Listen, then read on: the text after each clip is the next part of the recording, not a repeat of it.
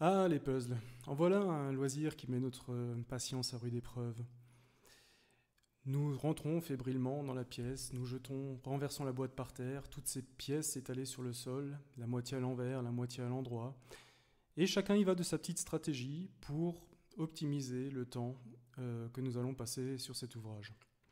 Certains recherchent les bords en priorité, d'autres trient par paquet de couleurs, certains commencent par assembler des objets facilement reconnaissables comme des visages, des petits objets. Et vous, quelle est la stratégie que vous utilisez lorsque vous voyez toutes ces pièces étalées sur le sol? Qu'est-ce que l'on cherche par ces stratégies? Pourquoi fait-on ce tri qui est à la fois long, fastidieux et finalement pas très intéressant? En fait, ce que l'on cherche la plupart du temps, c'est gagner du temps lors de la réalisation du puzzle. Quand on cherche une pièce donnée, plutôt que de la chercher sur l'ensemble de la boîte, on cherchera déjà par sa couleur ou par sa forme, ce qui sera aidé bien sûr par ce premier tri. Étant plus jeune, j'ai passé énormément de temps dans les boîtes à Lego, à chercher des pièces bien précises, où peut bien se fourrer cette petite plaque de 2 sur 3 rouge, ou alors cette plaque de longueur 12 qui va me servir à relier deux pièces que j'avais déjà fabriquées. La grande partie du jeu était finalement de chercher les pièces manquantes. Et petit à petit, on commençait à fonder certaines stratégies là aussi. On pouvait trier les pièces par couleur, ou par forme, ou par longueur, ce qui aidait naturellement à la recherche lorsqu'on cherchait une pièce bien précise. D'ailleurs, les gros sets de Lego qui sont vendus en ce moment sont répartis en différents sachets qui correspondent chacune à une pièce. On voit donc qu'on peut utiliser plusieurs stratégies de tri en fonction de ce que l'on cherche à faire. Si on cherche à faire quelque chose d'uniforme, le tri par couleur a l'air tout indiqué. Si par contre, on cherche à faire une structure vraiment précise en termes de longueur, c'est peut-être par dimension des pièces qu'il faut trier. Enfin, lorsqu'on se lance dans un ouvrage composé de différents éléments, d'avoir trié les pièces par sous-ensemble est peut-être la solution la plus efficiente. Il y a donc aussi un intérêt du tri, et là, comme pour la partie du puzzle, encore une fois, on recherche un gain de temps au moment de la construction. Ce qui fait le charme des bibliothèques, c'est ces rayonnages avec ces livres rangés, triés par titre, par auteur, ou alors par sujet. Il ne viendrait à l'idée de personne d'aller chercher un livre dans une bibliothèque où les ouvrages ne seraient pas référencés. Imaginez un hangar où les ouvrages seraient pêle-mêle sur le sol, où personne n'aurait commencé à classer quoi que ce soit. Il serait impossible de trouver quelque chose dans ce fourbi. Les livres, il y en a des nouveaux chaque jour, chaque année, qui se cumulent aux ouvrages déjà existants. Il y a donc de plus en plus de livres au monde. Et on s'aperçoit donc que plus le nombre d'éléments est important, plus le tri devient nécessaire, voire indispensable. Si le tri n'était pas effectué dans une bibliothèque, tous ces ouvrages ne seraient pas accessibles à la lecture. Nous avons vu quelques exemples où nous sommes à l'origine de ces tris. Souvent, nous faisons ces tris pour gagner du temps dans le futur, mais nous sommes aussi confrontés dans la vie à des tris qui sont faits par d'autres. Je veux prendre par exemple l'exemple des sites marchands, qui nous conseillent toujours la marchandise qui sera la plus intéressante pour nous.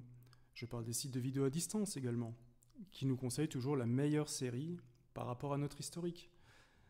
Je peux parler des moteurs de recherche aussi, qui nous conseillent toujours les sites qui sont les plus intéressants en fonction des mots-clés que nous aurons rentrés. Il y a bien sûr aussi les sites de comparatifs qui nous conseillent la meilleure tondeuse pour 2020 ou la meilleure brosse à cheveux depuis le début de l'année. Ces sites-là sont finalement aussi issus de tri.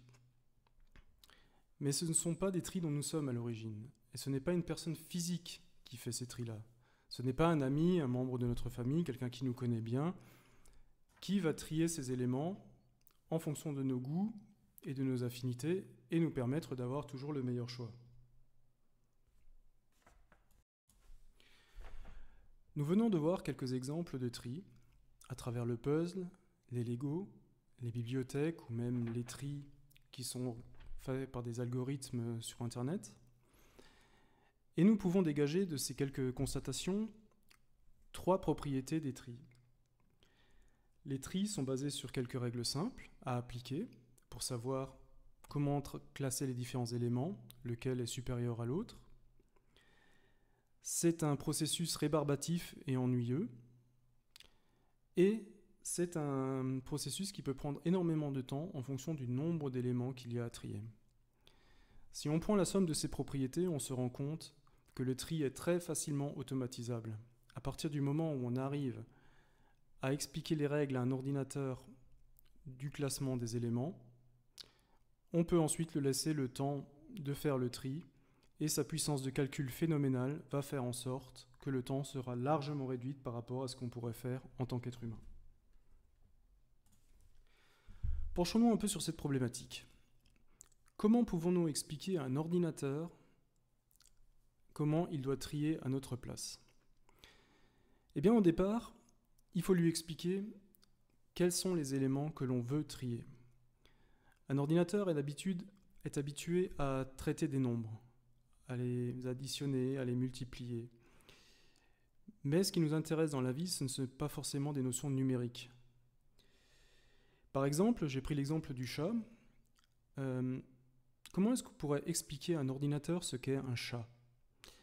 Je pourrais remplir mon disque dur d'images de chats que l'ordinateur ne saurait toujours pas de quel genre d'animal il s'agit. Il faut donc pouvoir expliquer à l'ordinateur ce qu'est un chat au travers des propriétés d'un chat, c'est-à-dire décrire l'animal.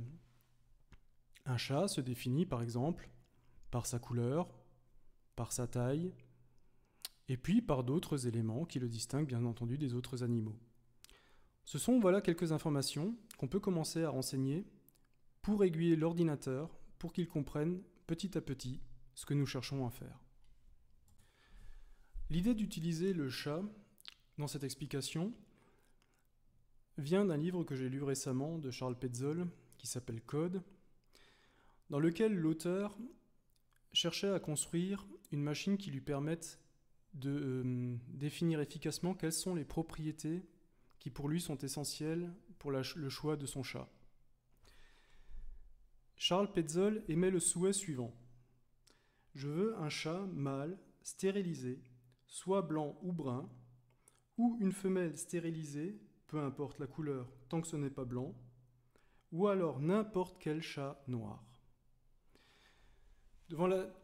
On sent qu'il y a une logique dans cette phrase.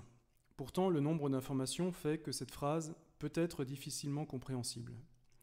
Les talents d'électronicien de Charles Petzold et ses talents de logique lui font penser que l'on pourrait construire facilement une machine avec quelques leviers qui permettrait de tester chaque chat en entrant les propriétés de chaque chat dans la machine, en validant sa couleur, en validant son sexe et s'il est stérilisé ou non. On pourrait imaginer une ampoule sur cette machine qui s'allumerait si le chat correspond aux critères énoncés et l'ampoule resterait éteinte si le chat ne correspond pas à la demande.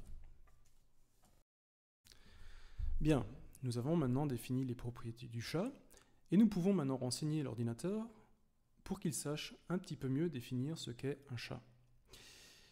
La prochaine étape maintenant est de savoir comment peut-on comparer deux chats. En gros, l'ordinateur sait comparer deux nombres. Il sait que 3 est supérieur à 2 par exemple. Mais si je lui donnais deux chats, il serait incapable de me dire quel chat est supérieur à l'autre. Si on y réfléchit bien, la notion de supérieur entre deux individus chats n'est pas une notion objective. On ne peut pas clairement dire un chat est supérieur à un autre et tout le monde le comprend. Non. Ce qui va faire qu'un chat est supérieur à un autre, c'est un ensemble de règles, de préférences que nous allons mettre en place et qui est donc complètement subjectif. Le but pour pouvoir trier des chats est avant tout de pouvoir comparer deux individus et de dire lequel a le plus de poids que l'autre.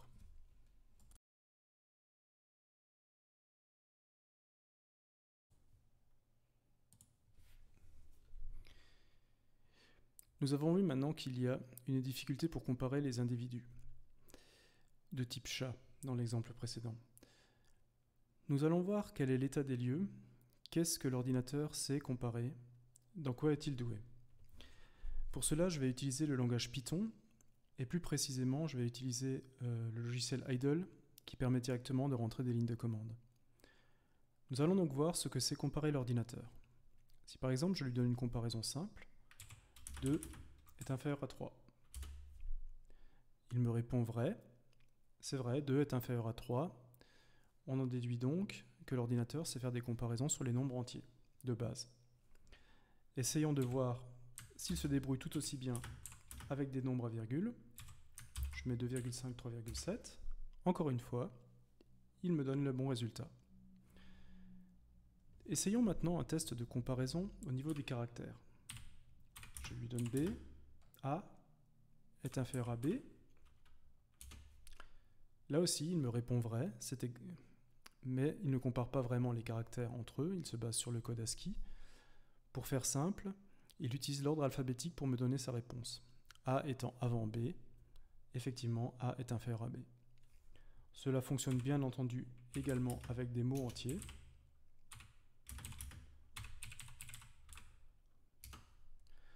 Là aussi, l'ordinateur se base sur l'alphabet, et donc le B arrivant avant le D.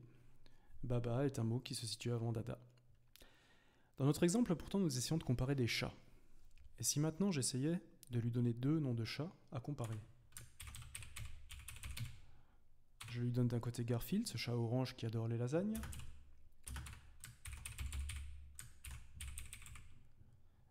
Et de l'autre, Hello Kitty, ce chat blanc venu d'Asie. Il me répond vrai en me disant que Garfield est inférieur à Hello Kitty. Mais l'ordinateur, pourtant, ne sait pas ce qu'est un chat. Donc ce qu'il fait, la seule chose qu'il fait, c'est qu'il compare le nom des chats. Et Garfield commençant par un G, se trouvant avant Hello Kitty qui commence par un H, il se retrouve naturellement inférieur à son homologue asiatique. Pourtant, ce n'est pas des chats qu'il a comparés, ce sont uniquement les chaînes de caractères. Essayons d'aller un petit peu plus loin cette fois-ci, mais pour comparer vraiment les caractéristiques d'un chat. Le moment est donc venu d'assembler les différentes pièces du puzzle. J'utilise le logiciel Atom en tant qu'éditeur de texte, et je programme en Python, parce que je trouve que c'est un langage qui se lit très clairement et qui est très facile lorsqu'on explique quelque chose. Ici, j'ai une fonction qui va reprendre le tri de ma liste de chats. Pour l'instant, je la laisse de côté, je l'expliquerai dans les vidéos futures. Ce qui est intéressant dans ce programme, c'est donc que j'ai défini un objet chat pour modéliser mes chats. Qu'est-ce qu'un chat et qu'est-ce que j'ai eu envie de modéliser? Eh bien, un chat, c'est en fait un animal qui a un nom, qui a une couleur, qui a été stérilisé ou non, qui est un mâle ou une femelle, et qui a une taille. Ce sont les propriétés dont j'ai décidé pour me savoir si j'ai affaire à un chat, et pour pouvoir comparer les chats entre eux. Le Python, comme différents langages, permet de surcharger les opérateurs, c'est-à-dire qu'il permet d'utiliser les signes que nous utilisons tous les jours en mathématiques, le plus, le moins, le fois, le divisé, et les opérateurs de comparaison, le supérieur, l'inférieur, l'égalité ou la différence, entre les différents objets. À partir du moment où je surcharge des opérateurs, je peux donc vous vérifier si un chat en est égal à un autre. J'ai donc défini quelques opérateurs. L'opérateur d'égalité, par exemple. Je dis que 2 chats sont identiques s'ils ont la même couleur, s'ils sont stérilisés ou non tous les deux, s'ils ont le même sexe et s'ils ont la même taille. Cette fonction, je la retrouve ici. La fonction qui fait une différence entre les chats, elle s'écrit du coup tout simplement, puisqu'un chat est différent d'un autre si ce n'est pas le même chat. C'est une négation en fait de la fonction d'au-dessus. Ce qui nous intéresse le plus maintenant, c'est de pouvoir comparer les chats, et donc de pouvoir définir une opération inférieure entre 2 chats. Et cette fonction va être clairement définie en fonction de mes préférences. Il n'est pas question là de faire une fonction subjective de classement des chats, mais les chats vont être classés en fonction des priorités que je leur affecte. Je vais donc créer dans ma classe chat 3 dictionnaires pour donner les différentes priorités pour les différentes propriétés du chat. Je vais fixer une priorité sur la couleur. Pour moi, la priorité la plus importante pour la couleur va être la couleur noire, suivie de la blanche, suivie de la grise et enfin en dernier, le brun. J'ai donné une priorité aussi sur le fait d'être stérilisé. Je préférerais un chat stérilisé. Je lui ai affecté donc une valeur 2 qui est plus élevée que la valeur 1 non stérilisée. Je affecte aussi une priorité au niveau des sexes. Je préférerais avoir une femelle plutôt qu'un mâle. Pourquoi est-ce que j'affecte directement les couleurs, le fait d'être stérilisé ou pas et le sexe à une valeur numérique entière? Eh bien, nous avons vu tout à l'heure sous idle que les valeurs numériques peuvent être facilement comparées par l'ordinateur. Donc, le fait de redonner un nombre de points comme je le ferai à l'Eurovision par rapport à chaque couleur va permettre de comparer non plus des couleurs, mais la priorité de la couleur dans ma préférence. Il devient en fait très facile ensuite d'écrire une fonction où je vais comparer deux chats par leur couleur. Si leur couleur n'est pas identique, eh bien je prends le chat, le supérieur sera celui qui aura le nombre supérieur au niveau de la couleur. S'ils ont une couleur identique, on passe au critère suivant, c'est-à-dire qu'on vérifie s'ils ont été stérilisés ou pas. S'il y a une différence au niveau de la stérilisation, pareil, je prends le chat qui sera stérilisé, car la priorité au niveau de la stérilisation de 8 est un nombre 2, donc supérieur à 1. Si j'ai toujours encore des chats de la même couleur et qui ont une propriété de stérilisation identique, je continue de voir sur la priorité sexe, c'est-à-dire que j'ai défini dans ma priorité que préférerais avoir une femelle. Là aussi, si le sexe n'est pas différent, je renverrai l'animal dont la priorité est la plus haute. Enfin, si ces animaux ont été identiques jusque-là, je renverrai la comparaison sur la taille du chat. C'est tout simple. Les autres fonctions sont clairement des fonctions qui ont été définies en fonction de la comparaison d'infériorité que je viens de vous expliquer. Voyons voir maintenant si ça fonctionne avec tout ça. Donc nous avons défini ce qu'est un chat et nous avons défini comment on peut trier un chat par rapport à un autre. Comment on peut, à partir de deux individus, trouver lequel est supérieur des deux. Je me suis donc créé une liste de chats. Félix, Félicia, Garfield, Figaro, Azrael, le Grumpy Cat, le fameux, Tom, Hello Kitty et Isidore des Entrechats. Chacun a été affecté d'une couleur, chacun a une information sur sa stérilisation ou non, et chacun de ces chats a un sexe. Donc, là où Charles Petzold avait inventé une machine qui lui permettait de dire est-ce que ce chat me correspond ou pas, nous allons essayer d'aller un petit peu plus loin et de dire ok, je rentre dans une animalerie, j'ai une liste de chats, je rentre toutes les informations dans mon programme et ce programme va me donner un tri pour retrouver quel est le chat qui me correspond le plus en fonction des préférences que j'ai rentrées. Voilà, donc ensuite le programme affiche la liste des chats non triés pour voir si la liste est OK. On affiche un petit invite pour dire qu'à partir de ce moment-là, les chats seront triés. On utilise le tri par insertion qui sera expliqué dans une prochaine vidéo. Et on affiche la liste des chats complètement triés. Nous prenons un invite de commande pour voir si tout cela marche correctement. Et nous lançons notre script. Voilà. Donc, j'ai dans un premier temps la liste des chats telle que je l'ai rentrée, avec Félix en tête, Isidore en dernier. Et nous avons trié les chats ensuite par ordre croissant. Donc, par rapport aux priorités que je m'étais fixées, on se rend compte que Tom est le chat qui m'intéresse le moins. En effet, il est de couleur brune, qui avait ma priorité 1, et on voit très bien que la colonne des couleurs a été triée. Le critère le plus important pour moi était la couleur, et je voulais un chat noir. Tous les chats noirs se retrouvent en tête. Puis les blancs, puis les gris, puis les bruns. Une fois que j'ai groupé tous les chats noirs, mon deuxième critère est de dire je préférais un chat noir stérilisé. Du coup, les chats noirs stérilisés se retrouvent en tête. Félix, lui, se retrouve en troisième car il est non stérilisé. Enfin, sur mon troisième critère de sélection, j'avais fait une priorité sur le sexe et je voulais plutôt une femelle qu'un mâle.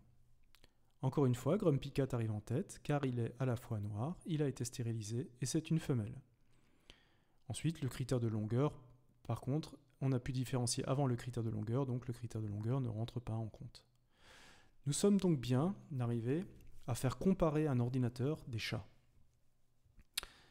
Et donc, on en arrive à la conclusion directement, c'est que si on peut faire comparer des chats à un ordinateur, on peut faire comparer tout et n'importe quoi. Dans cette vidéo d'introduction sur les tris, nous avons vu qu'est-ce qu'il faut définir pour pouvoir faire trier efficacement un ordinateur. Ce sont des critères que nous utilisons déjà sans le savoir. Nous l'avons vu, par exemple, quand nous traitons l'exemple du puzzle, que nous mettons déjà des méthodes de tri à l'œuvre. Pareil pour les Lego ou pour les bibliothèques. Je me souviens de quelques années, un sketch de Gad Elmaleh qui parlait d'une grande enseigne de vente de meubles et qui disait « On vous donne un mètre ruban à l'entrée et vous avez l'impression que vous avez un nouveau pouvoir. Vous vous rendez compte que tout est mesurable. » Eh bien, j'espère que cette vidéo vous aura fait comprendre qu'en fait, tout n'est pas seulement mesurable, mais tout est triable aussi. Et j'espère que vous êtes déjà en train de regarder autour de vous, d'analyser les objets et de dire « Tiens, mais c'est vrai, cet objet a des propriétés qui pourraient le rendre triable par rapport aux objets du même type. » Nous allons voir dans les prochaines vidéos quelles sont les différentes stratégies de tri et comment on peut encore optimiser ces tris et se servir de l'outil informatique pour gagner encore plus de temps. D'ici là, passez une bonne journée.